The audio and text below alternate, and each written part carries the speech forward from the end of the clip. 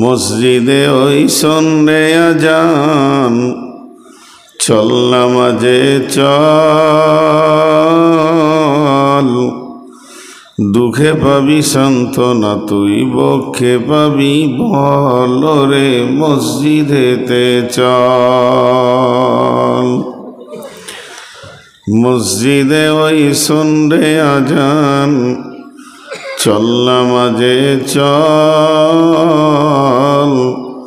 দুঃখে পাবি সান্ত্বনা তুই, বক্ষে পাবি বল রে মসজিদেতে চল। মলিন মাটি লাগলো যা তোর দেহ মনের মাঝে, সাপ হবে সব তোর তুই যেই দাঁড়াবি রে যেই নামাজে। রোজগার যদি করবি রে তুই আখিরাতের ফসল রে, চল নামাজে চল। হাজার কাজের ওসিলাতে নামাজ হলো কাজা, খাজনা তারে দিলি না কো যে দুনিয়ার রাজা। তাকে পাঁচবার তুই করবি স্মরণ, তাতেও কেন ছল ওরে চল নামাজে চল। কার তরে তুই মরিস খেটে, কে হবে তোর সাথী?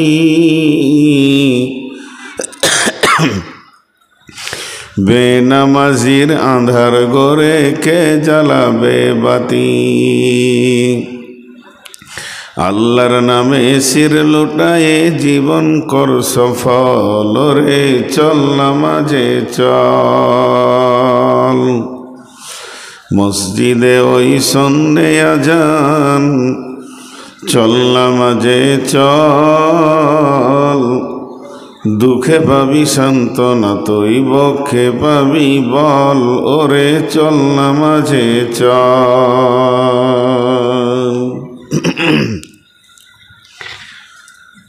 শ্রদ্ধেয় সুযোগ্য আজকের সবার সভাপতি, উপস্থিত আলেম উলামাবৃন্দ, সুপ্রিয় অতিথিবৃন্দ, সামনে আমার দিনদার ইমানদার মুমিন ভাই সকল, পর্দা থেকে সুন্নেওয়ালি মুমিনা মা ও বোনেরা, প্রশংসা গণগান গণকীর্তন সব কিছুর মালিক আল্লাহ,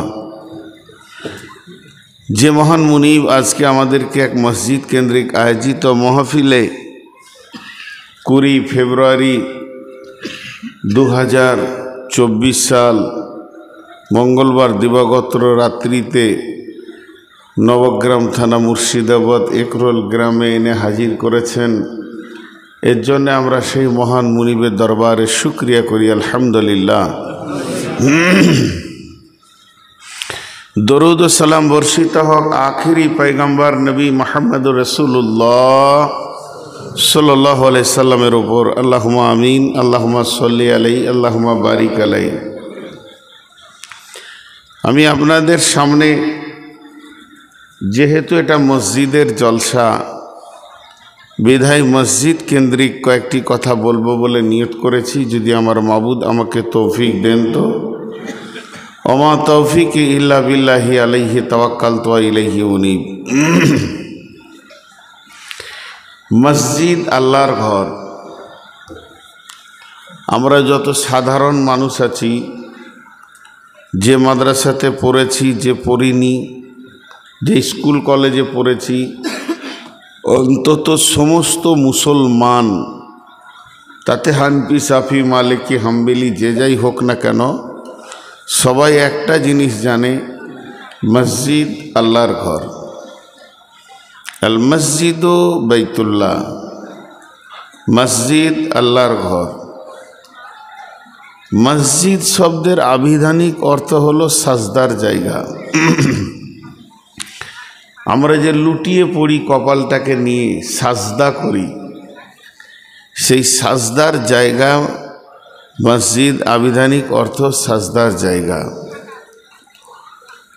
তো মসজিদ হলো পৃথিবীর সব থেকে দামি জায়গা, এর থেকে দামি জায়গা আর নাই।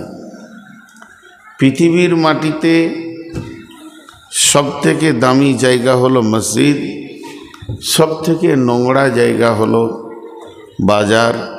তারপরেও বাজার প্রয়োজনীয় যেতে হবে।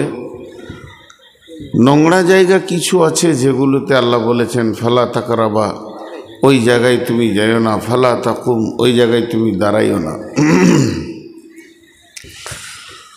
তো মসজিদ আমরা অহরহ চোখে দেখি, কোরআন হাদিসের কথা তো বলবই। ওই মসজিদকে কেন্দ্র করে আমি কোরআনের আয়াতও পড়েছি, হাদিসও পড়েছি। কিন্তু স্বাভাবিক একটা কথা দেখেন, স্বাভাবিক মানে এটা না কোরআন না হাদিস, শুধু একটু যুক্তি কেন্দ্রিক নিজের মনে মনে হিসাব করি। এই গ্রামে 200 ঘর আছে, প্রত্যেকটি ঘরের মালিক আছে। এখন যদি একটা লোক সুখী মোড়ে নামে স্টেট বাস থেকে, তারপরে টোটোতে এসে যার ঘরে ঢুকবে ও তার মেহমান। কেউ যদি মাস্টারের ঘরে ঢুকে তো মাস্টারের মেহমান, ডাক্তারের ঘরে ঢুকলে ডাক্তারের মেহমান, ব্যবসায়ীর ঘরে ঢুকলে ব্যবসায়ীর মেহমান। কেউ যদি মৌলানার ঘরে ঢুকে তো মৌলানা সাহেবের মেহমান, হাফেজ সাহেবের মেহমান, কারি সাহেবের মেহমান। তেমনি মসজিদে যে ঢুকে সে আল্লাহর মেহমান, আল্লাহর মেহমান। বাস মসজিদে ধরেন নামাজের টাইম নয়, নামাজ পড়লে তো নেকি আছে, জিকির করলে নেকি আছে, তেলাওয়াত করলে নেকি আছে, ইবাদত করব নেকি আছে, নফল নামাজ পড়ব নেকি আছে, এগুলো তো আছি। কিন্তু কোনো কাজ নেই, মসজিদে গিয়ে চুপ করে বসে আছে। বাড়িতে কাজে ব্যস্ত ছিল, কাজ হয়ে গেছে, তো একটু মসজিদে যাই, মসজিদে গিয়ে চুপ করে বসে আছে। সুবহানাল্লাহ বললো, এটা তো আলাদা হলোই, কিন্তু এমনি বসে থাকলেও নেকি হবে। কেন? যে আল্লাহর প্রতিটি নজর ওর দিকে পড়বে। বাড়িতে মেহমান আসলে সেই বাড়ির লোক যেমন মেহমানকে দেখে, তো আল্লাহ দেখবেন যে আমার ঘরে আমার গোলাম বসে আছে। এত দামি জায়গা ওটা। কিন্তু আল্লাহ তাবারাক ওয়া তাআলা রসুল এই মসজিদকে বানানোর জন্যে যে ফজিলতটা বলেছেন, মাম বানা লিল্লাহি মসজিদান বানাল্লাহু লাহু বাইতান ফিল জান্নাহ, যেই পৃথিবীর মাটিতে মসজিদ বানাবে তার ঘর আল্লাহ জান্নাতে বানাবেন। এটা চারটিখানি কথা নয়, এটা কোনো গল্প নয়, এটা কোনো মহাভারত নয়, এটা রামায়ণ নয়। স্বয়ং বিশ্বনবী বলছেন, যিনার ওপরে কোনো সত্য আর নাই এই পৃথিবীতে, যিনি মানবের মধ্যে সত্য, নবীদের নবী, আখিরি পয়গম্বর নবী মুহাম্মদ রাসূলুল্লাহ সাল্লাল্লাহু আলাইহি সাল্লাম বলছেন, মান বানা লিল্লাহি মসজিদান বানাল্লাহু লাহু বাইতান ফিল জান্নাহ। যে পৃথিবীতে একটা মসজিদ বানাবে তো আল্লাহ তার জান্নাতে ঘর বানাবেন। এখানে পৃথিবীর মাটিতে মসজিদ হবে আর আপনার জান্নাতে ঘর হবে। মসজিদ এত দামি জায়গা। মসজিদ বানানো নেকি, এটা যদি 100 বার বলি তো তাও পুরা হবে না কথাটা। মসজিদ বানানো নেকি, মসজিদ বানানো নেকি।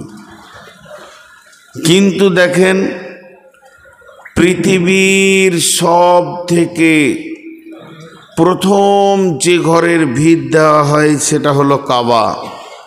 বিসমিল্লাহির রহমানির রহিম। ইন্না আউওয়ালা বাইতিন উদিয়া লিন-নাসি লাল্লাযী বিবাক্কাতা মুবারাকাও ওয়া হুদাল লিল আলামিন ফীহি আয়াতুম মাকামু ইব্রাহিমা ওয়া মান দাখালাহু কানা আমিনান ওয়ালিল্লাহি আলান নাসি হিজ্জুল বাইতি মান ইসতাতা ইলাইহি সাবিলা। এতক্ষণ মসজিদের কথা বললাম। এখন পৃথিবীতে কতগুলো ঘর আছে টোটাল? জি 700 কোটি, 750 কোটি যদি মানুষ হয় তো 100 কোটি তো ঘর আছেই। গড় আমি 7টা করে ধরছি, তাও বেশি হবে, 120-30 কোটি ঘর হবে। তারপরে যে ঘরগুলোতে মানুষ বাস করে না, স্কুল আছে, কলেজ আছে, ইউনিভার্সিটি আছে, রেলওয়ে স্টেশন আছে, বাস স্ট্যান্ড আছে, কত ঘর।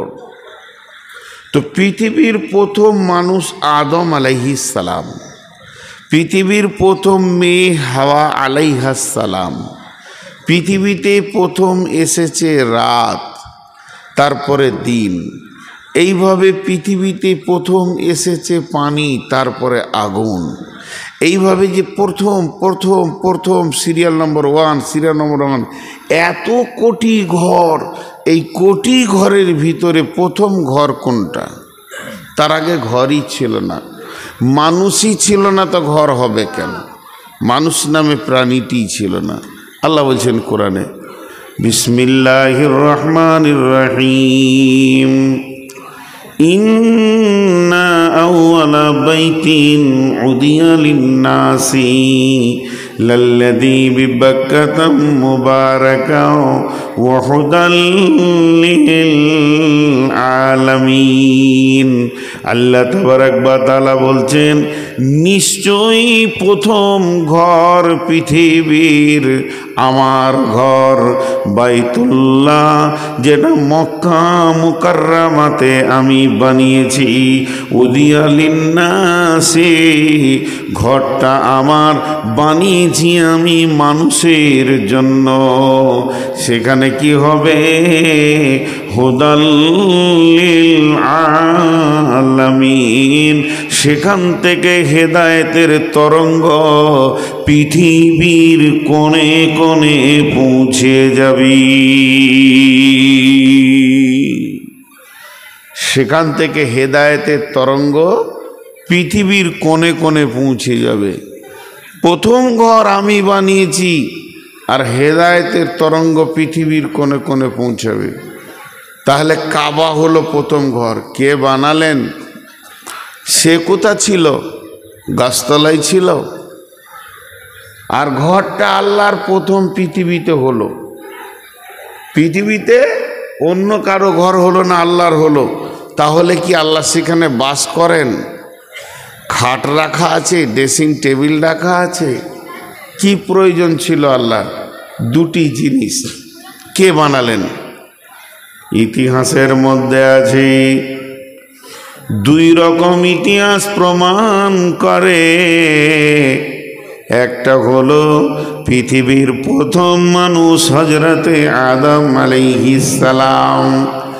আদমকে যেদিন বানানো হয়, আদমকে যেদিন জান্নাতুল ফিরদাউসের মাটিতে বানানো হয়, আল্লাহ তাবারাক ওয়া তাআলা তার রহমতের ফেরেশতাদেরকে দিয়ে বলল, যাও তোমরা মক্কার মাটিতে ওই 1000 পাহাড় রয়েছে, ওই পাহাড়ের ভিতরে গিয়ে একটা জায়গা নির্ণয় করে দিলেন। এই জায়গাতে আসমান থেকে তিনি ছায়া দিয়ে দিলেন। এই পরিমাণ জায়গাতে তোমরা আমার কাবা বানাও, কেবলা বানাও, বাইতুল্লাহকে বানাও। ফেরেশতারা কেমন বানালেন? 2-4টি পাথর এবং কিছু বালুকে এক জায়গায় জমা করে দিয়ে ওই জায়গাটা 2টা কাঠ খোঁটা দিয়ে ছেড়ে দিলেন। এটাই হয়ে গেল কাবা। কাবা মানে পায়ের উঁচু হাড্ডি। ওটা পাহাড়ের চারিদিকে একটা জায়গায় উঁচু হয়েছিল, তাই কাবা। আবার কেবলা বলা হয়, কেবলা মানে রুকুন, আল্লাহকে ডাকার একটা নিশানা। এই ঘরটা আল্লাহ বানালেন, বানানোর পর বলছেন উদিয়া লিন্নাসি, এই ঘরটা আমি বানিয়েছি, ঘরটা আমি বানিয়েছি, আমার ঘরের মালিক আমি কি? আমি আল্লাহ। তবে ঘরটা আমি বানালাম মানুষের জন্য।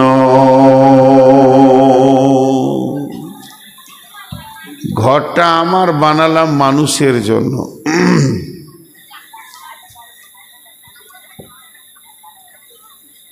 মোটামুটি 6-7টা নিয়ে আসবে, আগামীতে আর খানিক নিয়ে আসবে। আমি 2-4টা মোবাইল দেবো, তোমরা জানো যে আমি এগুলো বরদাস্ত করি না। ঘরটা আমার বানিয়েছে কার জন্য? মানুষের জন্য। খুব ধ্যান করেন কথাটা। এখন ওই কাবা শরীফ থেকে চলে আসি এই মসজিদে, ঘরটা কার? আল্লাহর, কিন্তু বানানো হচ্ছে কার জন্য? মানুষের জন্য, মানুষের জন্য, মানুষের জন্য। তাহলে মানুষ কি ওখানে শোবে? একটা উদাহরণ দিই। উদাহরণ হচ্ছে এই একরোল গ্রামটা, আপনাদের পঞ্চায়েতের নাম কি? নবগ্রাম। থানাও তো নবগ্রাম। দেখেন, পঞ্চায়েত নবগ্রাম, থানাও নবগ্রাম। তো এইখানটা কি নবগ্রাম? এই মাটিটা, এটাও নবগ্রাম। মুর্শিদাবাদ কি না? আচ্ছা, ওই গেটের কাছে মাটিটা কি? জঙ্গিপুর না নবগ্রাম? নবগ্রাম। খালি একটা ধ্যান দিয়ে শোনেন উদাহরণটা। মহিলারা বসে আছে, ওইটা কি? নবগ্রাম না অন্য কিছু? সবই তো নবগ্রাম। তা সবই যদি নবগ্রাম হয়, এখন আপনার সমস্যা হয়েছে, ঘরে ঝগড়া হয়েছে, কোনো মারামারি ফাটাফাটি হয়েছে, কোনো একটা কাজের প্রয়োজন, থানা। তা নবগ্রামে থানাতে যেতে হবে, এটা তো নবগ্রাম। এবার ডাকেন পুলিশকে, ওই রাস্তাটাও তো নবগ্রাম। ডাকেন, ডাকেন যে স্যার আমার একটু অসুবিধা হচ্ছে। কাকে বলবেন? কোথা বলবেন? আমার একটু অসুবিধা হচ্ছে স্যার, আপনাকে একটু স্কট করতে হবে, একবার আসতে হবে। আপনি বলবেন তো কাকে বলবেন, কোথা বলবেন? এটা তো গোটাতেই নবগ্রাম, কিন্তু একটা অফিস হতে হবে। অফিস, থানাতেই গিয়ে যে সব জায়গায় বলবেন তা চলবে না। একটা কাউন্টার আছে, একটা অফিস আছে, সেই অফিসে গিয়ে আপনি বলবেন, তারা অ্যাকশন নেবে। তেমনি আপনার কোনো জিনিসের প্রয়োজন আছে, পঞ্চায়েতে একটা অফিস আছে, অফিসে গিয়ে বলতে হবে। তো পৃথিবীটা কার? আল্লাহর। সমস্ত পৃথিবীর মালিক আল্লাহ। আল্লাহকে কিন্তু সব জায়গা থেকে ডাকলে পাওয়া যায়, তবে মানুষ বিভ্রান্ত হয়ে যেত, কোন দিকে ডাকবো, কেমন করে ডাকবো আমার রবকে। তাই সারা পৃথিবীকে তা আল্লাহ তার একমুখী করার জন্যে যে সমস্ত মানুষ তার আল্লাহর একটা ঘর, যদি দরজা না থাকে তো বান্দা কাঁদবে কোথায়, বান্দা অভিযোগ করবে কোথায়? তার জন্য আল্লাহ বলছেন আমি তোর জন্য ঘরটা বানালাম রে নবগ্রামের মুসলমান, একরোলের মুসলমান। শুনেলে 70 বছর, 50 বছর, 20 বছর, 40 বছর বয়স, তুই অনেক গুনাহ করেছিস, অনেক অভিযোগ আছে, তোর অভাব আছে। আয় মক্কা মুকাররমাতে তুই চলে আয়, এখানে আমার ঘর আছে, আর আমার ঘরের দরজা ধরে তুই কাঁদ। আমি বানিয়েছি তোদের জন্য উজিয়া লিন্নাস। আমার ঘরের সামনে উবুর হয়ে পড়ে যা, সাজদা করে করে তুই তোর অভিযোগকে বল। আমার ঘরকে তাফ কর, চক্কর মার, মার তুই আল্লাহর কাছে তওবা কর, ইস্তেগফার কর। আমি রব তোকে মাফ করনে ওয়ালা। অতএব আমার আল্লাহ বলছেন ইন্না আউয়ালা বাইতিন নুদিয়া লিন্নাসি লাল্লাযী বিবাক্কাতা মুবারাকা, আমি আমার ঘরকে তোদের জন্য মক্কা মুকাররমায় বানালাম। কেন? হুদাল লিন্নাস, সারা পৃথিবীর মানুষ এখান থেকে হেদায়েত পাবে, এখান থেকে তারা জ্ঞানের আলো পাবে এবং তৌহিদের দরজা পাবে তারা এইখানটা। এর জন্য আমি রব মক্কা মুকাররমায় এটা বানালাম।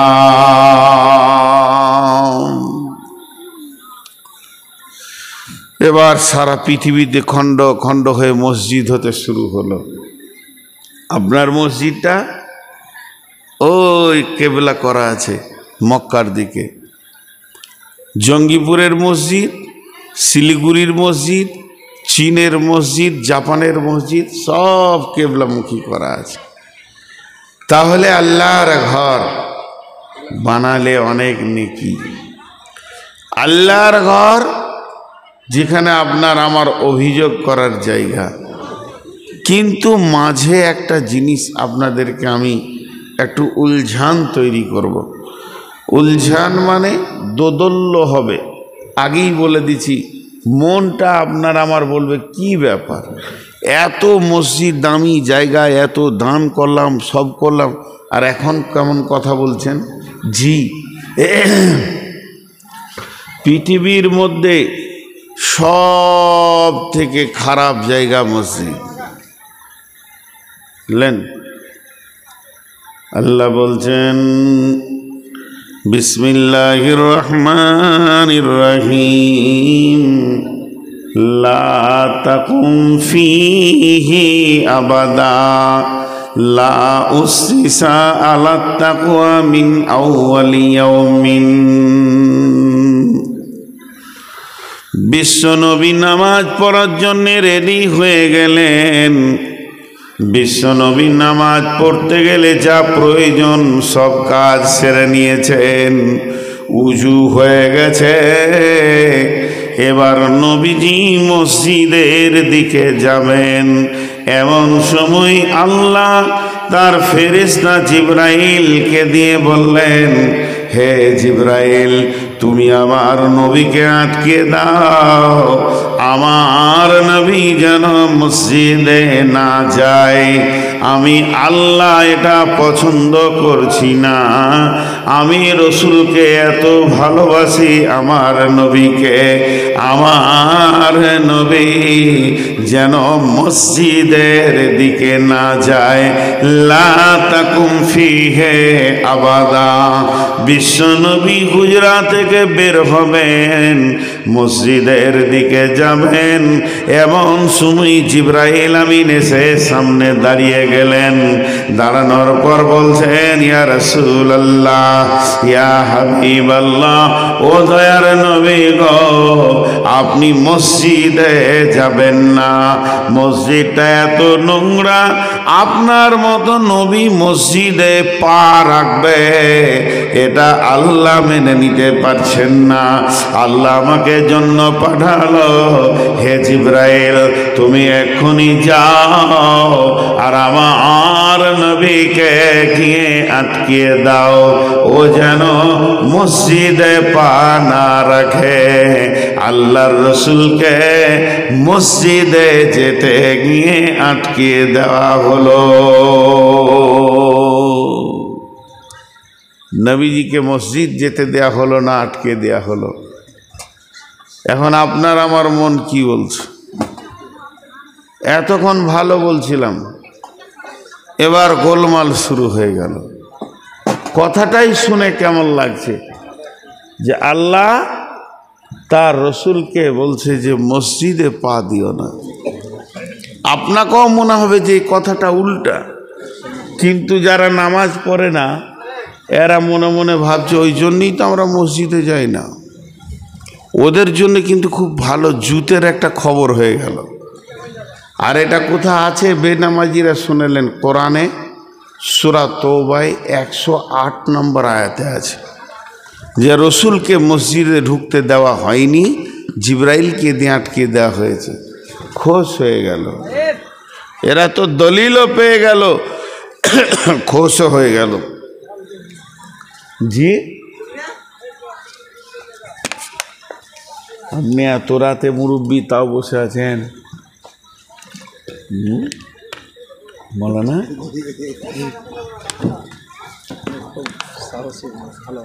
আমার প্রশ্নটার দিকে খালি ধ্যান দেন। স্বয়ং রসুলের মতো লোককে মসজিদে ঢুকতে দেওয়া হয়নি, তাহলে যারা মসজিদে যায় না ওরাই ভালো।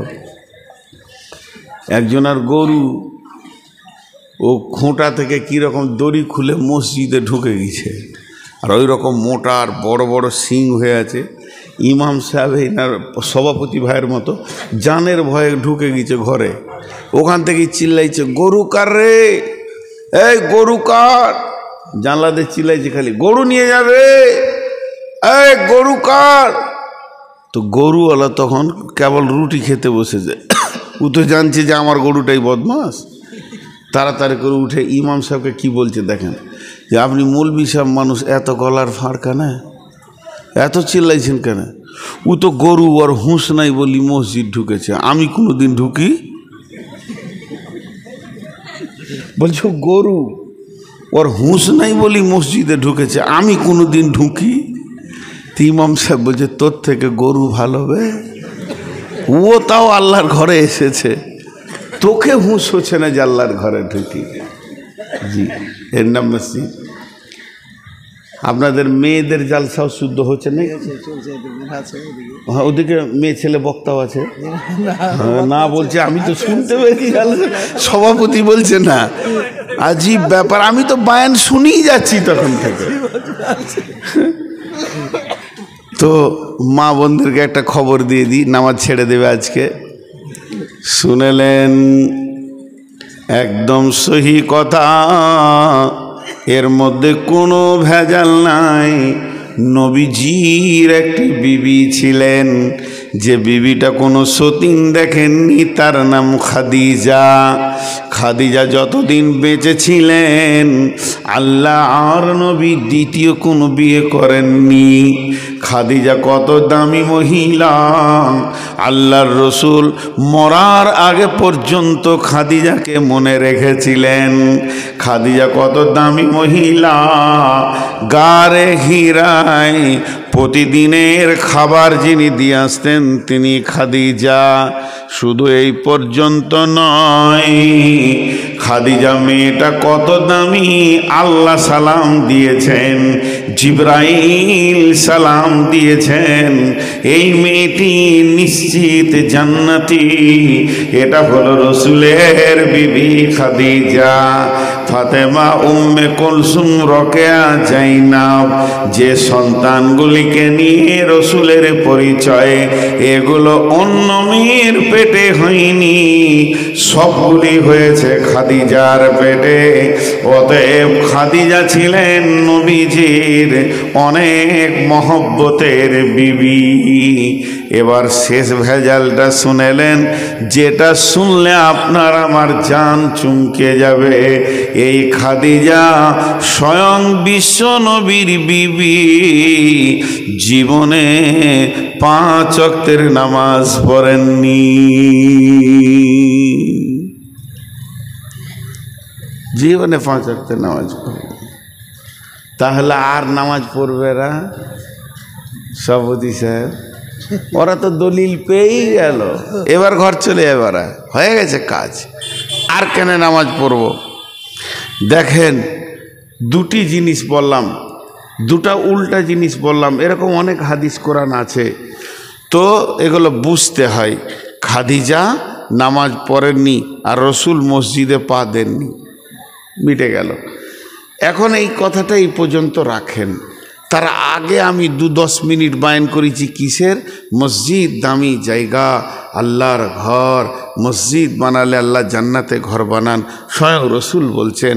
আর আল্লাহ কোরআনে বলছেন, আমি পৃথিবীর প্রথম ঘর বানিয়েছি মক্কা মুকাররমায়।